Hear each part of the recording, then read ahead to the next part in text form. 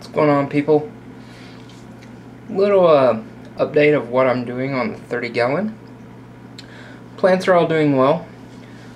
I don't think I've done a video since I added a, if I remember right, this Rotella indica, and this is flame moss. So added those two. You know, I pulled out the big sword here, put it in the big tank, but added some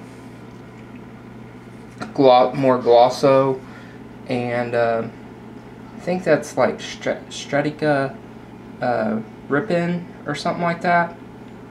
I'm not for sure on that. I'll have to check and put it in another video, but it'll be down in the description. I always put my plant names down there, so but I'll have to look that one up. I'm not for sure. I know the last part of it is ripen, but it's a ground cover. What I'm doing today, though, is I got this right here. It's CO2 indicator. So you put the little solution in here. It's got a fill line. It just stays below that white part right there. And if you get blue, not enough CO2, green's right amount, and yellow is not enough. So I put that in there, and you can see it's back over there. It is blue. The other thing I'm doing is the DIY CO2 bottles are gone. I'm going to replace those with the right here 24-ounce paintball CO2 tank.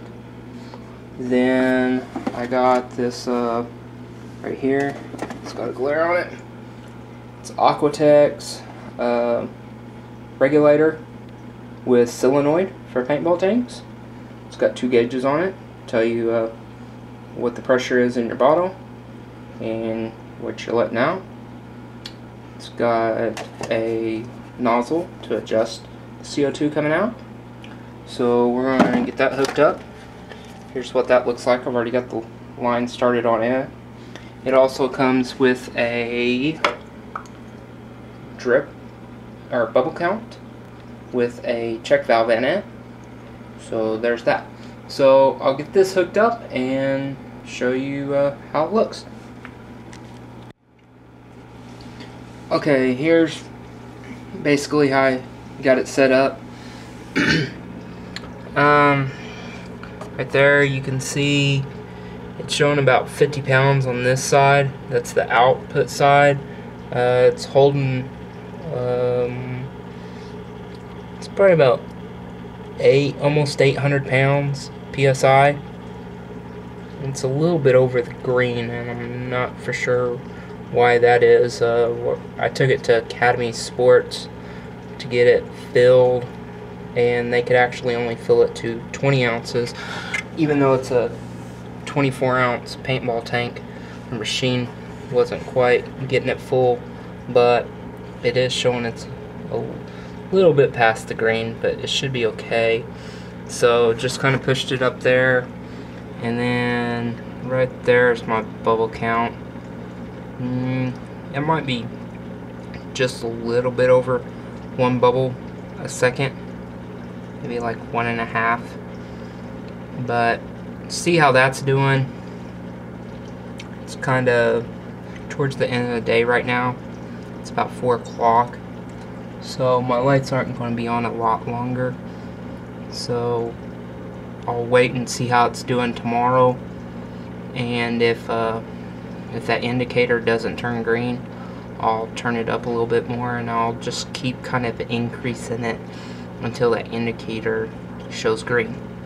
But that's pretty much all I did. Ran the tube back out through there, back around here to my right there's where it comes in, and I mean you can see actually some algae and stuff started to grow in there, but you can see the bubbles getting in there and getting dispersed around.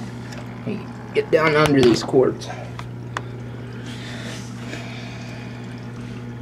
But that's what it looks like. You can tell the bubbles don't go down right there. The water enters, the water and the CO2 enters from the top and gets pushed down, and you can see basically you don't see any bubbles really past about the midway point.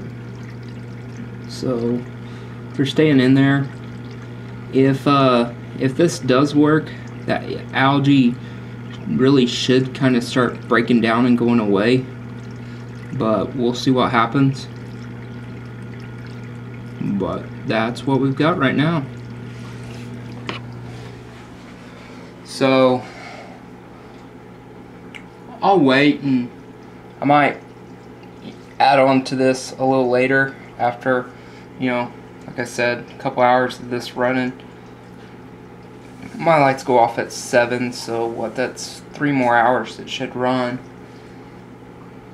So we'll see what it looks like. I need to get in here and do a trim.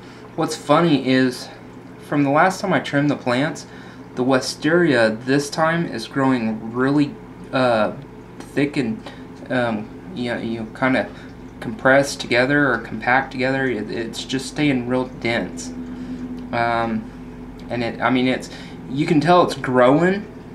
It's just really thick and dense. Also, what's neat is you can kind of see it back over there. Some of the leaves are actually turning red this time. I've had that happen one other time, but it was only like one leaf. Now it's doing it to several. The creeping Jenny down here, it's also starting to get some red, and of course the Rotella indica, it got red pretty quick. It was, you know, down here, that was where I pretty much planted it. Maybe a little bit lower, maybe about right there. You can see the oblong long leaves, the oval leaves, what do you want to call them, and then they got elongated, and then they went on and started turning red. So got that.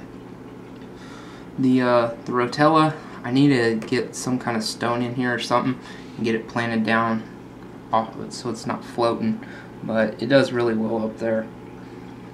Anyways, I'll let you know how the new CO2 goes.